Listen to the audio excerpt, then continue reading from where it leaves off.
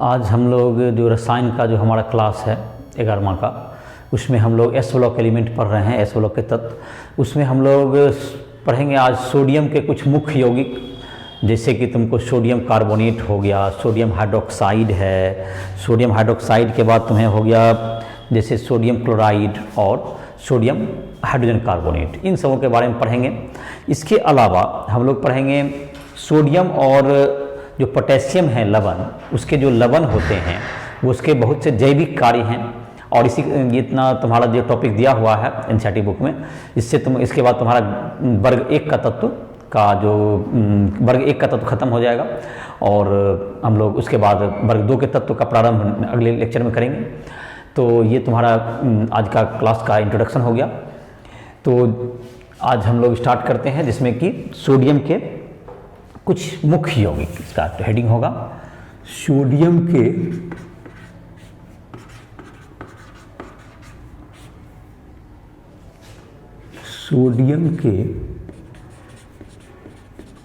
मुख्य यौगिक। इसमें तुमको 4 यौगिक दिया हुआ है तुम्हारी किताब में। पहला है सोडियम कार्बोनेट, जो कि वॉशिंग सोडा के नाम से भी जानता है, धोने वाला सोडा जो हो गया तुम्हारा, सोडियम कार्बोनेट पहला है तुमको। Sodium carbonate, sodium carbonate Na2CO3, पहले इसको पढ़ेंगे। तो सोडियम कार्बोनेट, इसको हम लोग बनाते हैं, इसको बनाने के लिए सॉल्वे विधि का उपयोग किया जाता है। सोडियम कार्बोनेट Na2CO3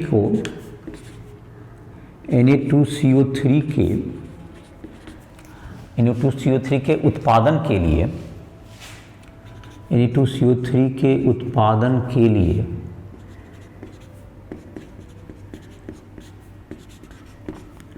सॉल्वे विधि का प्रयोग किया जाता है। इसमें हम लोग क्या करेंगे, अमोनिया में तुमको उसमें जल और कार्बन डाइऑक्साइड जब प्रवाहित करते हैं, अमोनिया का जो तुम्हारा विलयन है, अमोनिया गैस में जल और कार्बन डाइऑक्साइड का जब प्रवाहित कराएंगे तो उससे जो है अमोनियम हाइड्रोजन कार्बोनेट बन जाएगा।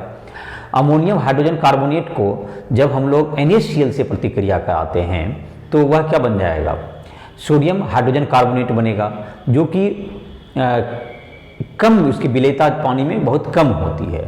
तो इसको हम छान करके क्या कर सकते हैं, अलग कर सकते हैं। और इस प्रकार से क्या हो जाएगा, हमको इसका क्रिस्टल मिल जाएगा। और इसको गर्म कर देंगे तो हमें कौन सा प्राप्त हो जाएगा, हमें जो है तुमको Na2CO3 प्राप्त हो जाएगा। जैसे प्रतिक्रिया लिखते हैं इसका, तो प्रतिक्रिया जो है तुमको उसको भाषा में लिखने के बजाय रासायनिक प्रतिक्रिया के रूप में लिखते हैं। अमोनिया में जब हम लोग क्या प्रवाहित कराएंगे, H2O और CO2 गैस जब प्रवाहित कराएंगे तो ये बनेगा NH4 बनेगा। और एक्सेस जब इसका रहता है तो इसका जब अधिकता होगा, इसका या तो 2 स्टेप में तुम्हारे बुक में लिखा हुआ है, तो 2 ही स्टेप कर देते हैं इसको। अमोनियम कार्बोनेट बना, और जब अमोनियम कार्बोनेट जो बना तुम्हारा, इसको अमोनियम कार्बोनेट कहेंगे। इसमें और अधिकता में जल और कार्बन डाइऑक्साइड जब अधिकता में प्रवाहित करेंगे तो ये बन जाएगा अमोनियम हाइड्रोजन कार्बोनेट बनेगा, हाइड्रोजन कार्बोनेट। और अमोनियम हाइड्रोजन कार्बोनेट को जब हम लोग NaCl, जो कि काफ़ी मात्रा में जल में मिलता ही है, NH4HCO3 अमोनियम हाइड्रोजन कार्बोनेट और NaCl के से उपस्थिति में जब रिएक्शन कराएंगे तो क्या बन जाएगा, इस सॉल्वे विधि में NaHCO3 प्राप्त हो जाएगा। इसकी विलेयता कम होती है, इसको छान के अलग कर देंगे। कम विलेयता के कारण इसको हम लोग छान के अलग कर सकते हैं, कम विलेयता। अगर अधिक विलेयता होगा तो ये प्रिसिपिटेट के रूप में पेंदी में नहीं जमेगा, तो इसको छान के अलग करना मुश्किल हो जाएगा और इसका निर्माण भी बाधित होगा। तो ये जो बना, इसको अब हम लोग क्या करेंगे, इसको हीट कर देंगे, सोडियम हाइड्रोजन कार्बोनेट, इसको हीट कर देंगे तो क्या बन जाएगा, सोडियम कार्बोनेट और प्लस H2O प्लस CO2, ये तुमको हो गया, ये प्रतिक्रिया हो गया इसका। तो क्या क्या हो गया, अमोनिया को सॉल्वे विधि में क्या क्या कराते हैं, अमोनिया पर हम लोग क्या करते हैं, कार्बन डाइऑक्साइड और जल की अभिक्रिया करा करके सोडियम कार्बोन अमोनियम कार्बोनेट और अधिकता में करने पर वह हाइड्रोजन कार्बोनेट में बदल जाएगा। इसको जब हम लोग NaCl के जल विलयन से जब प्रतिक्रिया कराएंगे तो Na तुम्हारा SCO3 का प्राप्त होगा, जो कि एक प्रिसिपिटेट अवक्षेप के रूप में पेंदी में बैठ जाएगा, क्योंकि इसकी विलेयता कम होती है। और उसके बाद इसको क्या कर सकते हैं हम लोग, फिर इसको जो है इसको जब गर्म कर देते हैं तो इससे Na2CO3 का क्रिस्टल तुमको प्राप्त हो जाएगा। जहाँ तक है इससे KHCO3 की इसमें जो है तुमको इसमें जहाँ तक एक बात और है, ये जो तुम्हारा बन गया NH4Cl प्राप्त हो गया। इसमें तुमको एक जो कि NH4HCO3 तुम्हारा जो है प्लस NaCl, इससे क्या बन गया तुम्हें NH4Cl बना, NaHCO3 बन जाएगा और प्लस NH4Cl बना। ये तो इसका लिखे नहीं, यहाँ पे लिख देते हैं, प्लस क्या बन जाएगा NaHCO3 प्लस NH4Cl बन जाएगा। यहाँ पर इसको लिख देते हैं NH4Cl, अमोनियम क्लोराइड। ये जो अमोनियम क्लोराइड है इससे पुनः हम लोग अमोनिया प्राप्त कर सकते हैं। अमोनियम क्लोराइड को इसको जबकि हम लोग क्या करते हैं, अमोनियम क्लोराइड को जब चूना डालता है तो चूना डाल करके हम लोग क्या कर सकते हैं, इसको पुनः अमोनिया प्राप्त कर सकते हैं और पुनः यह काम में आ जाएगा। अमोनियम क्लोराइड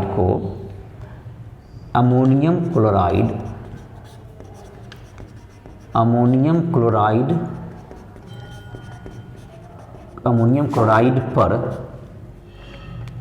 CaOH2 चूना की प्रतिक्रिया द्वारा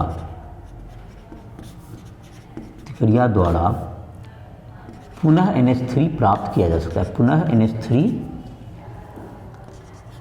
प्राप्त किया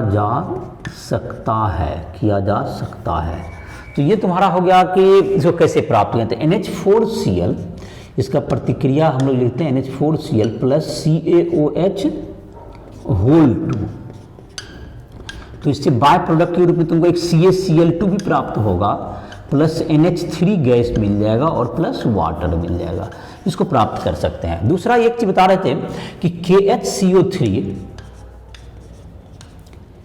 की विलेयता कम होने के कारण विलेयता अधिक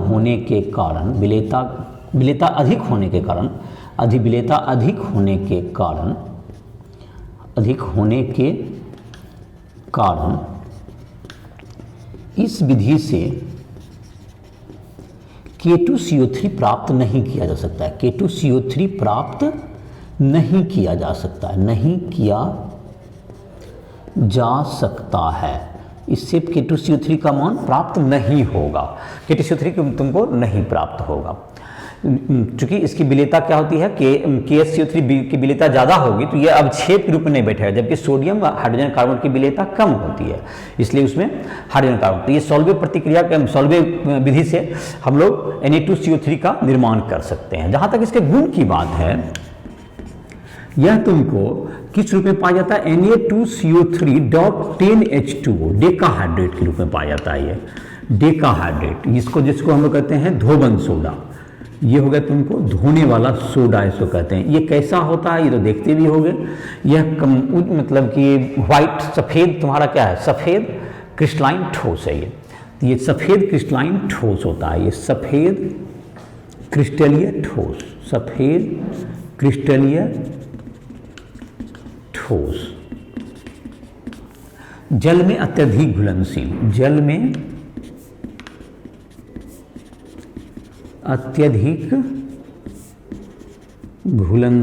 है ये, जल में अत्यधिक घुलनशील है ये। उसके बाद जहाँ तक कि इसको गर्म करने पर, इसको जब हम लोग गर्म करेंगे तो इसका क्या होगा, तुम्हें गर्म करने पर इसको जब कि हम लोग डेकाहाइड्रेट को गर्म करते हैं तो धीरे धीरे जो क्रिस्टलीय जल है वह तुमको हटते जाता है। Na2CO3.10H2O इसको अगर गर्म करेंगे 375 केल्विन या 373 केल्विन, 375 केल्विन लिखा हुआ है तुम्हारी किताब में, 375 केल्विन, तो ये तुमको बनेगा 10 H2O है तो Na2CO3.H2O हो गया।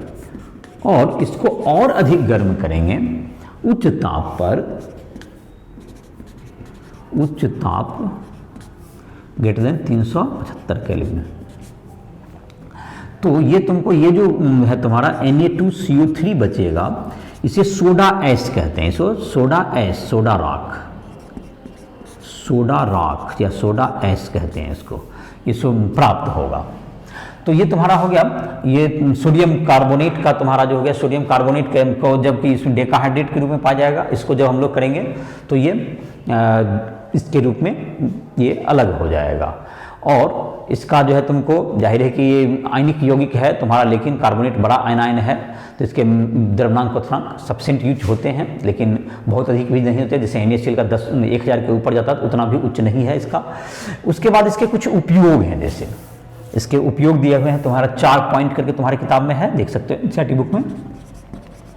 उपयोग, पहला नंबर जल के मृदुकरण, जाहिर है कि पढ़ा होगा जल के जो हाइड्रोजन चैप्टर है उसमें देखोगे तुमको हाइड्रोजन जल का जो कि तुम्हारा है जो मृदुकरण, मतलब मृदुकरण कठोर जल है, तो उसमें हम लोग ये जो है धोवन सोडा डाल करके उसके परमानेंट हार्डनेस को हम लोग दूर करते हैं, अस्थायी कठोरता को दूर करने में काम होता है। जल के मृदुकरण एवं धोने के काम में, एवं धोने के काम में, कपड़ा धोने के काम में, मतलब कपड़ा धोने के काम में,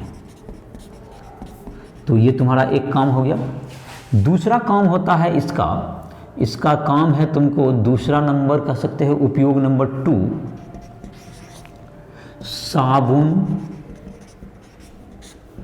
कांच एवं बोरेक्स के उत्पादन में,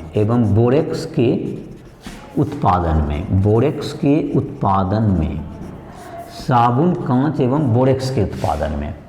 तीसरा तुमको जो है इसका उपयोग कर सकते हो, जो तुम्हारी किताब में है वो है तुमको वस्त्र, कागज एवं पेंट उद्योग में, पेंट बनाने में, जो पेंट जो घर को पेंट करते हैं हम लोग। इसके बाद तुमको इसका उपयोग कह सकते हो, इसका उपयोग हम लोग कर सकते हैं तुमको प्रयोगशाला में, जो कि गुणात्मक एवं मात्रात्मक विश्लेषण में, गुणात्मक एवं मात्रात्मक विश्लेषण में, गुणात्मक एवं मात्रात्मक विश्लेषण में भी इसका काम आता है। प्रयोगशाला रीजेंट के रूप में भी तो काम करते ही हम लोग। गुणात्मक मात्रात्मक विश्लेषण ये चीज होता है, गुणात्मक विश्लेषण का मतलब ये हुआ तुम्हारा कि जैसे कोई गुणात्मक मतलब हो गया कि किसी जो सॉल्ट हम लोग परीक्षण करते हैं तो उसमें क्या करते हैं कि उसमें ये Na2CO3 डालते हैं, जिससे कि उसमें केटायन धनायन कौन सा है वो पता चल जाता है, और साथ साथ धनायन का या और कितनी मात्रा में है उसके निर्धारण में भी ये काम आता है प्रयोगशाला में, तो प्रयोगशाला प्रतिकारक होते हैं। और सोडियम का और भी यौगिक जैसे NaOH वगैरह का भी इससे उत्पादन कर सकते हैं आप, ये सभी इसके उपयोग हैं। तो ये धोने के काम में तो आता ही है, इसका नाम ही है धोवन सोडा, और डेकाहाइड्रेट के रूप में रहता है, क्रिस्टलीय ठोस है। इसके बनाने के लिए सॉल्वे विधि का उपयोग है, जिसकी प्रतिक्रिया यहाँ लिखी हुई है। अमोनिया उसमें मुख्य रूप से काम करता है, और उसमें CaCl2 भी अलग से प्राप्त हो जाता है। तो ये तुम्हारा है, और डेकाहाइड्रेट के रूप में ये पाया जाता है। तो ये जो तुम्हारा हो गया, इसका जो है कुछ सोडियम बाइकार्बोनेट जो यौगिक हो गए उसके ये बनाने की विधि हो गई, और साथ साथ गुण और उसके उपयोग की चर्चा हुई। अब सोडियम के जो दूसरे यौगिक तुम्हें दिए हुए हैं, जैसे एक सोडियम हाइड्रोक्साइड है, तो सोडियम हाइड्रोक्साइड की चर्चा करते हैं हम लोग। इसमें सोडियम हाइड्रोक्साइड है, तो सोडियम हाइड्रोक्साइड भी तुम्हारा है, जिसको हम लोग कास्टिक सोडा भी कहते हैं। इसको कॉमर्शियली क्या कहा जाता है, जैसे कि सोडियम कार्बोनेट को कॉमर्शियली जो है हम लोग व्यापारिक नाम इसका क्या था, धोवन सोडा, वॉशिंग सोडा इसका नाम था। तो उसी ढंग से सोडियम हाइड्रोक्साइड का जो व्यावसायिक नाम हो गया कास्टिक सोडा कहते हैं उसको, कास्टिक सोडा। तो कास्टिक सोडा जो तुम्हारा है NaOH, इसको हम लोग समुद्र का जल, जिसको ब्राइन वाटर कहते हैं, ब्राइन जल, उसके विद्युत अपघटन से हम लोग इसको प्राप्त कर सकते हैं, जिसको हम लोग कास्टनर किल्लर विधि कहेंगे। तो चलो इसको देखते हैं। समुद्र के जल से हम लोग क्या करेंगे, उसको प्राप्त करते हैं। तो लिखते हैं NaOH सोडियम हाइड्रोक्साइड। दूसरा तुम्हारा यौगिक है सोडियम का, sodium hydroxide NaOH sodium hydroxide. तो सोडियम हाइड्रोक्साइड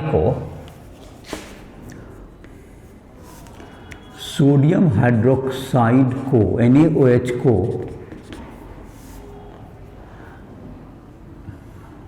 NaCl के जलीय विलयन, जो कि समुद्र का पानी है, ब्राइन वाटर, NaCl के जलीय विलयन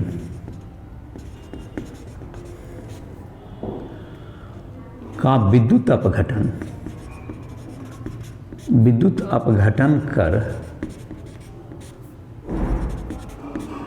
कर कास्टनर केल्नर विधि में, कास्टनर ये नाम हो गया, कास्टनर केल्नर विधि से मुख्यतः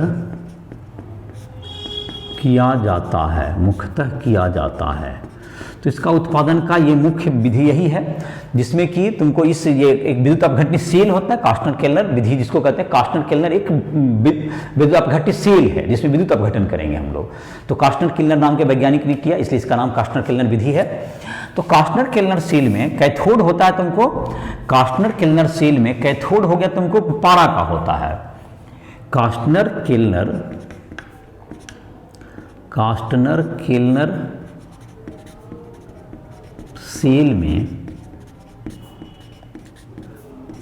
पारा का कैथोड एवं कार्बन ग्रेफाइट का एनोड होता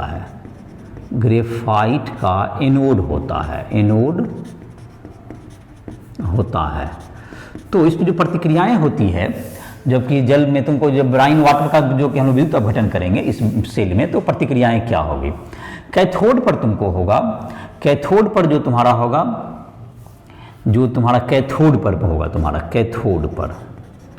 कैथोड पर जो प्रतिक्रिया होगी, Na जो तुम्हारा है, NaCl जो तुम्हारा है, तो NaCl तो टूट जाएगा, तो Na प्लस और Cl माइनस में टूट जाएगा।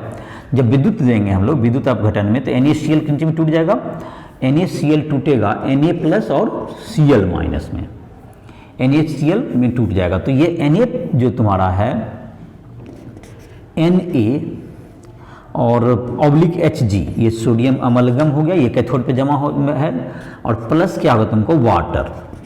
इससे प्रतिक्रिया करके ये बना लेता है NaOH प्लस H2 बन जाएगा ये, और प्लस Hg इधर मुक्त हो जाएगा।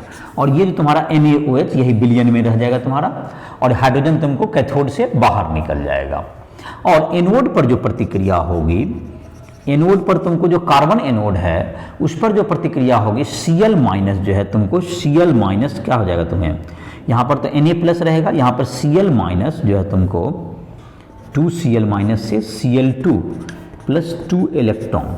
और यहाँ पर अगर चाहोगे तो Na को Na प्लस लिख दो, Na प्लस, और प्लस यहाँ पे क्या हो जाएगा तुमको, प्लस H2O, और प्लस एक इलेक्ट्रॉन भी इसमें मुक्त होगा, एक इलेक्ट्रॉन भी Na प्लस, प्लस यहाँ पर क्या लगेगा तुमको, Na प्लस H2O प्लस एक इलेक्ट्रॉन भी इसमें जरूरत पड़ जाएगा, प्लस E माइनस, तो यहाँ पर थोड़ा सा जगह बना के लिख दो, प्लस इलेक्ट्रॉन माइनस। इससे क्या होगा तुमको, NaOH ये प्राप्त हो गया, NaOH सोडियम हाइड्रोक्साइड ये प्राप्त हुआ तुम्हारा इस विद्युत अपघटन से।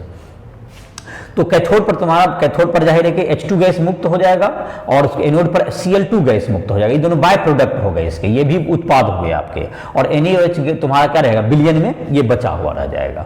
तो इस प्रकार से क्या हो गया तुमको, और जाहिर है कि ब्राइन वाटर जो NaCl वाटर है ये तो बहुत आयत से पाया जाता है, तो ये काफी आसान है, बिजली के उपयोग से हम लोग ये प्राप्त कर सकते हैं। और यहाँ पे 3 प्रोडक्ट मिल रहे हैं हमको, H2 कैथोड पर, Cl2 एनोड पर और NaOH जो बर्तन है, कैस्टर क्लीनर सेल जो बर्तन है जिसमें विद्युत अपहरण कर रहे हैं उसमें प्राप्त हो जाएगा। और जैसे जैसे धारा बहाते जाएंगे हम लोग को क्या मिलते जाएगा, इसकी मात्रा बढ़ते जाएगी। और NaCl का जब हम लोग NaCl में जब करंट डालते हैं, NaCl में जब हम लोग क्या डालें, विद्युत धारा डाले तो ये क्या बन जाता है, Na plus plus Cl minus, और ये कैथोड की ओर जाएगा, ये तुम्हारा एनोड पर चला गया। तो इस प्रकार से ये प्रतिक्रिया होती है। तो जहां तक कि इसके गुण की बात है, इसका जहां तक गुण हो गया तुमको, NaOH श्वेत ट्रांसपेरेंट पाउडर है, मतलब कि पारदर्शक पाउडर है। ये जल में अत्यधिक घुलनशील, जल में अत्यधिक घुलनशील है, ये जल में काफ़ी घुलनशील है ये। और ये तुमको जो है जल में काफ़ी घुलनशील है, और ये तुमको बहुत से यौगिकों के निर्माण वगैरह में इसका उपयोग करते हैं हम लोग। तो इसका जो उपयोग है तुम्हारा, इसका उपयोग तुम्हें है, इसका उपयोग पहला, इसका उपयोग हम लोग करते हैं जैसे कि तुमको तुम्हारा हो गया साबुन, वस्त्र,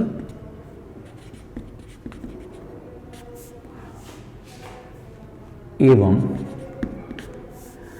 साबुन, वस्त्र एवं तुम्हारा क्या हो गया, कृत्रिम रेशम, कृत्रिम रेशम के उत्पादन में, कृत्रिम रेशम के उत्पादन में, कृत्रिम रेशम इससे बनाया जाता है, रेशम, ये सिल्क जो तुम्हारा है। दूसरा है पेट्रोलियम शुद्धिकरण में, पेट्रोलियम शुद्धिकरण में, पेट्रोलियम का जो कि हम लोग शुद्धिकरण करते हैं उसमें। तीसरा नंबर है तुमको, पेट्रोलियम शुद्धिकरण में हो गया। तीसरा नंबर जो कि इसका कहते हैं बॉक्साइट के सांद्रण में, बॉक्साइट के सांद्रण में, जिससे एल्युमिनियम का हम लोग जो निर्माण करते हैं, एल्युमिनियम का उत्पादन करते हैं सांद्रण में, ये तुमको जिसमें कि NaOH का प्रयोग किया जाता है। और तुमको जाहिर है कि ये तुमको सोडियम के बहुत से कंपाउंड को बनाने में भी ये क्या करता है, प्रयोगशाला प्रतिकारक में, प्रयोगशाला प्रतिकारक के रूप में, प्रयोगशाला प्रतिकारक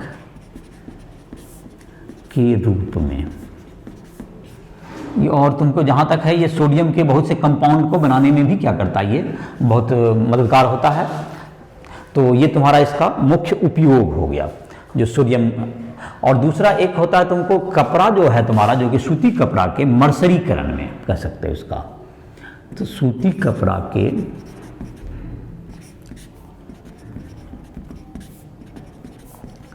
मर्सरीकरण में, जिससे देखते हो सूती कपड़ा जब खरीद के लाते हो, देखते हो जब नया रहता है तो उसमें मर्सराइजर, मतलब उसमें जो रहता है जो हार्डनेस थोड़ा सा लाता है, उसी कहते हैं मर्सरीकरण कहते हैं। तो उसमें NaOH का प्रयोग भी किया जाता है।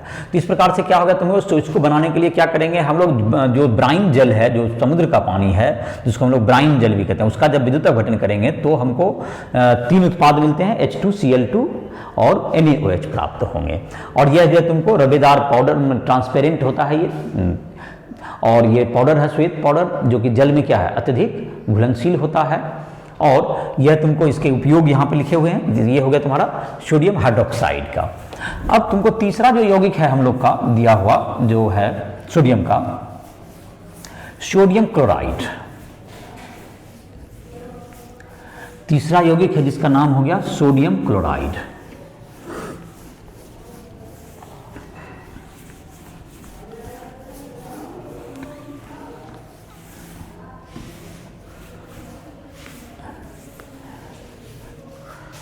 सोडियम क्लोराइड, तीसरा यौगिक है तुम्हें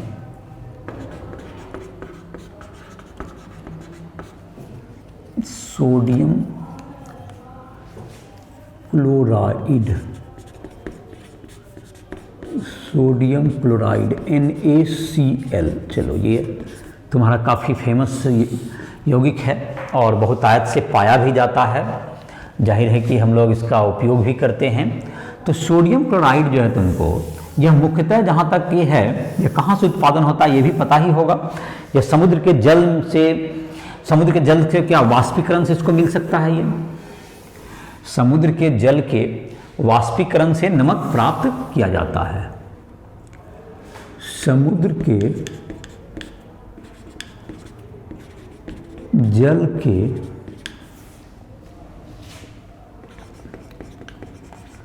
वाष्पीकरण से NaCl प्राप्त किया जाता है। और जाहिर है कि तुमको भारत में जैसे तुमको दिया हुआ है किताब में, तुमको 50 लाख टन प्रति साल करीब इसका उत्पादन होता है, जो कि बहुत बड़ा मात्रा है। और तो NaCl का उत्पादन हो गया तुमको ये समुद्र के जल के। तो समुद्र के जल में जैसे बहुत से और भी लवण पाए जाते हैं जो घुलनशील होते हैं। जैसे समुद्र के जल में समुद्र के जल से प्राप्त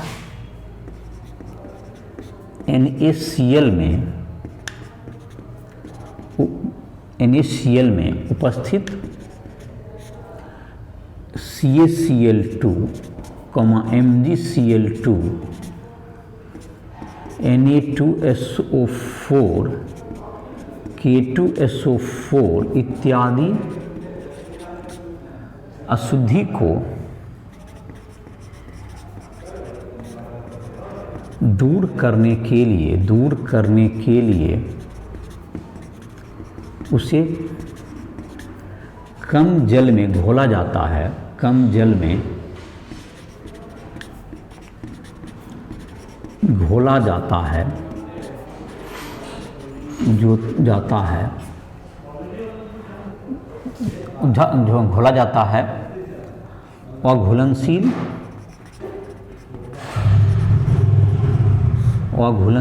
अशुद्धि को अलग कर HCl के वातावरण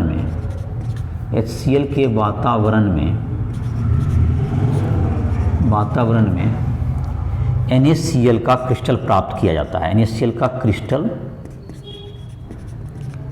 प्राप्त किया जाता है। तो ये तुमको तो NaCl प्राप्त करने की विधि हो गई, ये उत्पादन का मुख्य विधि हो गया। और समुद्र के जल में क्या करता है, जैसे कि देखते होगे तुमको समुद्र का जो समुद्र किनारे है उसमें ज्वार भाटा आता है, जो कि जिससे कि पानी वहाँ पर जो है मेड़ टाइप का बना दिया, उसमें पानी फंस गया, वहाँ से वाष्पीकरण हुआ, 15 दिन के अंदर अंतराल पर ज्वार भाटा आता है और वहाँ से क्या हो जाता है, उसको जो है पानी को निकाल लिया, जिससे खेती जैसे करते हैं ना, जैसे हम लोग, तो उसी टाइप से वहाँ पर खेती की तरह उसमें जो बहुत से लोग काम करते हैं, वहाँ से नमक निकाल लिए, उसमें वो सब अशुद्धि रहा तो उसको फैक्ट्री में जो है इस सब अशुद्धि को क्या किए, दूर किए। और जाहिर है कि MgCl2 और CaCl2 जो होता है वह नमक में अगर अशुद्धि के रूप में रहता है तो वो पानी को अवशोषित कर लेता है वायुमंडल से, जिससे कि नमक क्या हो जाता है, गीला हो जाएगा। इसलिए इस अशुद्धि को दूर करना आवश्यक होता है। तो देखते हुए खराब क्वालिटी का जो नमक होता है उसमें कौन सी क्या चीज़, नमक पानी को अवशोषित नहीं करता है वायुमंडल से, जब बल्कि उसमें उपस्थित मैग्नीशियम क्लोराइड और कैल्शियम क्लोराइड जैसे जो लवण हैं, जो कि अशुद्धि के रूप में अगर पाए जाएंगे तो वह वातावरण से पानी को अवशोषित करता है, जिससे कि वह नमक वर्षा के दिनों में या ऐसे भी गीला हो जाता है। तो अगर उसको सही से हटा दिया जाए, जो बढ़िया कंपनी का नमक होता है, तो उसमें उसको हटा दिया जाता है, जिससे कि वह गीला नहीं होता है। तो इस प्रकार से क्या हो जाएगा, तुम्हें वह मतलब कि नमक हम लोग बेहतर रूप में काम कर सकते हैं, और इसको प्राप्त करने की ये विधि हो गई। NaCl जाहिर है कि कैसा है, तुमको NaCl तुमको है इसका जो है तुमको श्वेत रंग का होता है क्रिस्टल, श्वेत क्रिस्टल ये है NaCl, श्वेत क्रिस्टलीय ठोस, श्वेत क्रिस्टलीय ठोस, दानादार होता है, क्रिस्टलीय ठोस। काफ़ी तुमको द्रव्यनांक इसका काफ़ी उच्च होता है, 1081 केल्विन तुमको है दिया हुआ, 1081 केल्विन इसका द्रव्यनांक होता है। इसकी घुलनशीलता दी हुई है तुमको, घुलनशीलता है 36 ग्राम 100 ग्राम जल में, 100 ग्राम जल में 36 ग्राम में 273 केल्विन पर। और ताप बढ़ाने पे ज़्यादा घुलनशीलता में फर्क भी नहीं पड़ता, 36 ग्राम करीब घुलता है, 36% इसकी घुलनशीलता है। तो ये तुमको NaCl का कुछ गुण हो गया। ये जल में तो अत्यधिक घुलनशील है ही, जल में तो रहता ही है ये घुला हुआ, तो जल में घुलनशील है ये। और तो ये तुम्हारा हो गया। और इससे तुमको जाहिर है कि इसका क्या चीज़ में हम लोग उपयोग करते हैं, इसका जो उपयोग है तुमको NaCl का, हम लोग NaCl का उपयोग तो हम लोग टेबल सॉल्ट के रूप में तो करते ही हैं, सोडियम के बहुत से लवण के उत्पादन में भी करते हैं। इसका उपयोग हो गया कौन सी में, उपयोग हो गया खाने के नमक में, खाने के नमक में, खाने के रूप में, खाने के रूप में। दूसरा होता है तुमको NaCl का जो उपयोग है सोडियम के NaOH, Na2CO3 के उत्पादन में, सोडियम के कंपाउंड के बनाने में काफ़ी उपयोग होता है ये नमक। और नमक जाहिर है कि एक खाने का एक मुख्य व्यंजन है, तो इस तरह से तुमको ये NaCl हो गया। अब है तुमको एक और यौगिक तुम्हें दिया गया है जिसका नाम है सोडियम हाइड्रोजन कार्बोनेट, चौथा, जिसको हम लोग कहेंगे सोडियम हाइड्रोजन कार्बोनेट,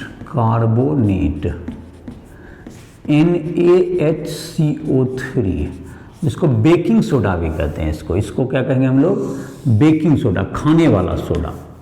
ये हो गया खाने वाला सोडा, या हिंदी में अंग्रेजी में कहेंगे इसको baking soda, BAKING, baking soda भी इसको कहते हैं। तो इसको क्या करते हैं हम लोग, इसको बनाने के लिए क्या करेंगे, इसको जब बनाते हैं तो हम लोग सोडियम हाइड्रोक्साइड है, सोडियम हाइड्रोक्साइड में क्या करेंगे, बेकिंग सोडा बनाने के लिए क्या कर सकते हैं हम लोग, सोडियम हाइड्रोक्साइड अगर रहा तो उसमें अगर H2O, जैसे कि तुम्हारा है H2O और CO2 डालेंगे तो उससे NaCO3 प्राप्त हो जाएगा हमको। तो Na2CO3 plus H2O plus CO2, तो इससे हमको क्या बन जाएगा, NaHCO3 प्राप्त हो जाएगा। गर्म करने पर इसका इस सबसे कौन चीज में उत्पादन करते हैं, गर्म करने पर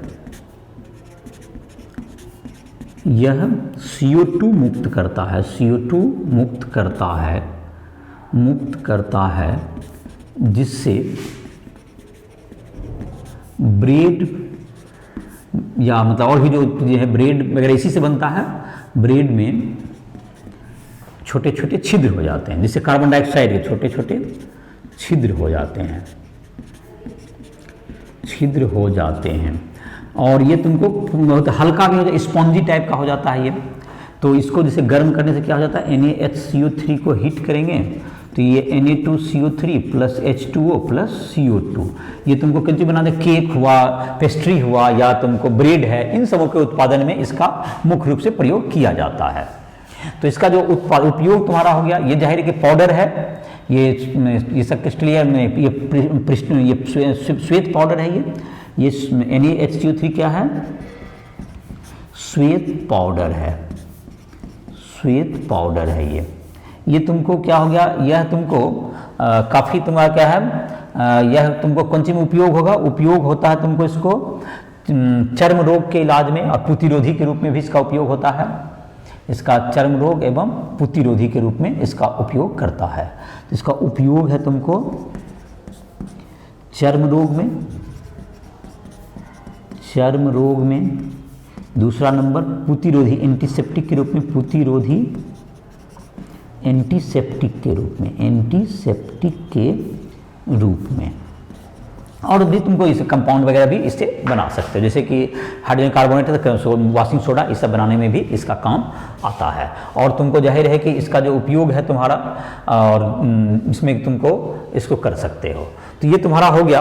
और जैसे सोडियम हाइड्रोक्साइड का जो एक उपयोग नहीं लिखे थे, वसा और तेल के शुद्धिकरण में भी उसका काम किया जाता है। जो सोडियम हाइड्रोक्साइड का जो एक पॉइंट है उसको नोट कर सकते हो 5वां पॉइंट के रूप में, जो भी पॉइंट लिखा हुआ था सोडियम जो बोर्ड पर से मिट गया है उसमें भी एक पॉइंट और ऐड कर सकते हो, जो तुम्हारे बुक में दिया हुआ भी है। तो ये तुम्हारा हो गया सोडियम के कुछ मुख्य यौगिक के गुण हो गए, सोडियम के मुख्य यौगिक हो गए, उसके कुछ गुण हो गए, उसके बनाने की विधि हो गई, कैसे प्राप्त करते हैं हम लोग के। ये जो तुम्हारा जो कि वर्ग 1 का जो अंतिम टॉपिक है जो कि तुम्हारा दिया हुआ है सोडियम और पोटेशियम आयन के जैविक कार्य। तो हमारे शरीर में सोडियम और पोटेशियम तंत्रिका तंत्र को मैसेज करने में ये काफी उपयोगी रसायन हैं, जिससे कि एक जगह से दूसरे जगह को संदेश पहुंचाने में, ब्रेन तक जो मैसेज जाता है तुमको किस कोशिका से, उसको ले जाने में तंत्रिका तंत्र में ये आयन्स क्या करते हैं, काफ़ी मदद करते हैं। इसके अलावा ये आयन और भी तुमको काम है कोशिका के, जिसका मैं लिख देता हूं अभी, जिसको देखो पढ़ लो। तो ये काफ़ी उसका अलग से टॉपिक दिया हुआ है।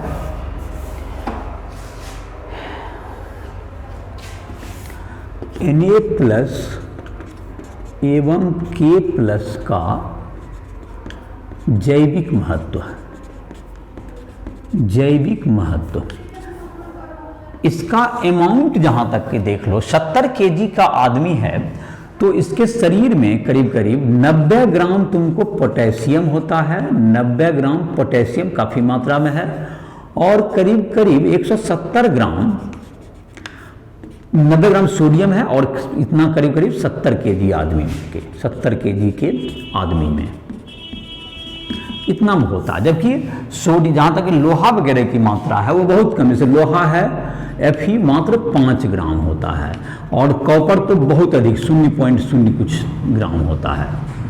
तो ये तुम्हारा काफ़ी कम होता है ये सब। तो इसी से पता चलता है कि ये काफ़ी ज़्यादा मात्रा उसके तुलनात्मक रूप से इसकी मात्रा शरीर में काफ़ी होती है। ये मुख्य तक पाया कहाँ जाता है, यह जो है यह तुमको कोशिका झिल्ली, प्लाज्मा झिल्ली है जो, उसके बाहर तुमको रक्त का जो प्लाज्मा है, रक्त प्लाज्मा के बाहरी भाग में उसको घेरे रहता है। कोशिका के रक्त प्लाज्मा में ये उपस्थित रहता है। कोशिका के रक्त प्लाज्मा में इस पाया जाता है। कोशिका के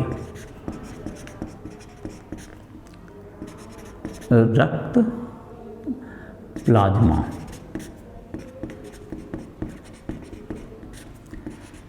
में रहता है, ये रक्त प्लाज्मा में ही रहेगा।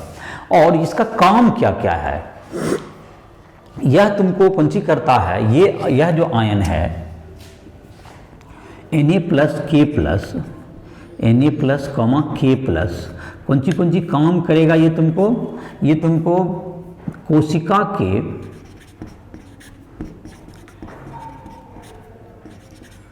जल, वाटर, एमिनो अम्ल, उससे अगर जल, एमिनो अम्ल एवं शर्करा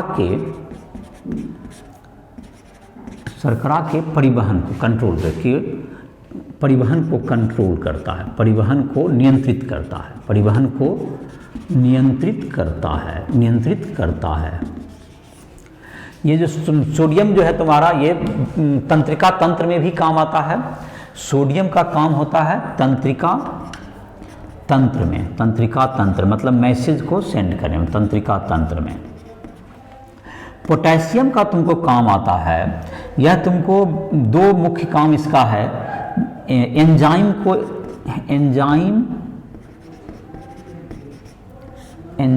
उत्प्रेरण में उत्प्रेरित करता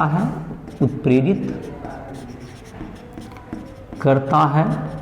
दूसरा, इसका तुमको एंजाइम को उत्प्रेरित करेगा। इसके अलावा यह तुमको जो है शुगर मतलब कि ग्लूकोज को एटीपी बनाने में मदद करता है, ये इसका वर्क हो गया, ये तुम्हारा सोडियम का। जहाँ तक कि इसकी मात्रा है ये काफ़ी तुमको वैरी करती है, जो तुमको जो सोडियम और पोटेशियम पंप से नियंत्रित होता है। इसकी मात्रा को सोडियम पोटेशियम